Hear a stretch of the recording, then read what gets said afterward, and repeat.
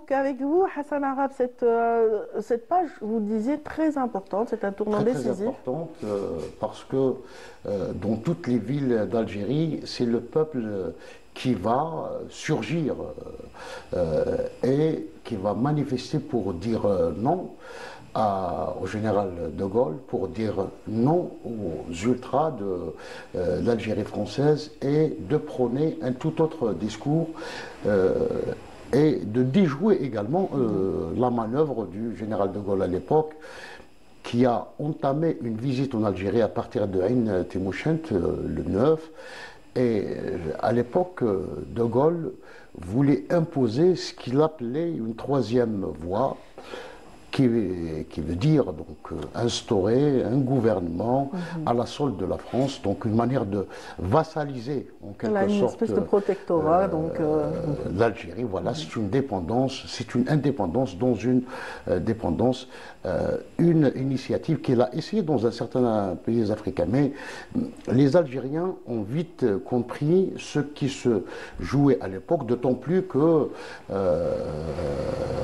au niveau donc de l'ONU, il y avait donc la question algérienne. Voilà, j'allais vous parler du timing justement de cette manifestation. À ce moment-là. Donc les Algériens vont défier la métraille, mais aussi les intimidations, les humiliations des ultras de l'Algérie française, parce que ça a commencé par une double provocation, une provocation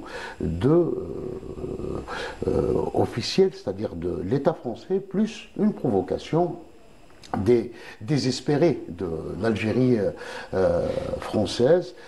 Malheureusement, c'est vrai que le peuple a manifesté dans toutes les villes, notamment à Oran et à Alger, et l'administration coloniale a riposté avec une violence extrême, faisant plusieurs morts, jusqu'à aujourd'hui. Une forte répression, effectivement. Une forte répression, mais on ne sait pas parce que.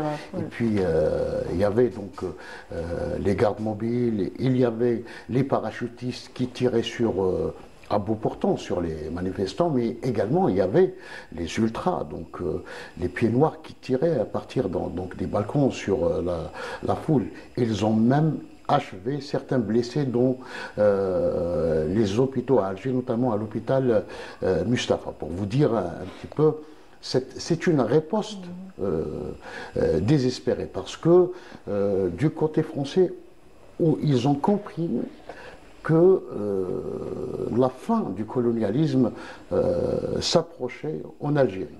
Donc je disais à l'ONU,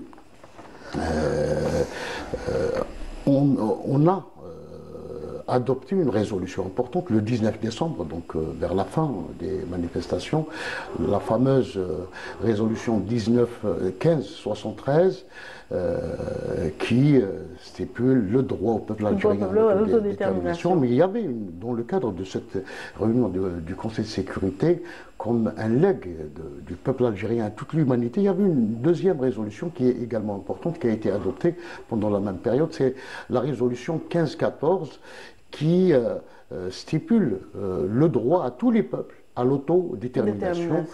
Donc pour vous dire un petit peu, ce soulèvement extraordinaire du peuple algérien le 11 décembre 1960, en fait c'était pas le 11, mais c'est le 9, le 10, le 11 jusqu'au 14, c'est-à-dire jusqu'à l'intervention de Farhat Abbas, qui a appelé les Algériens à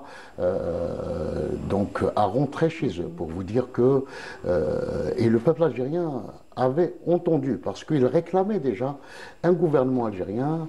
Et, oui, l'emblème était sorti ce jour-là en masse, effectivement. Le 11 décembre, c'est aussi l'emblème national, parce que c'est un emblème qui a été exhibé fièrement, allègrement, dans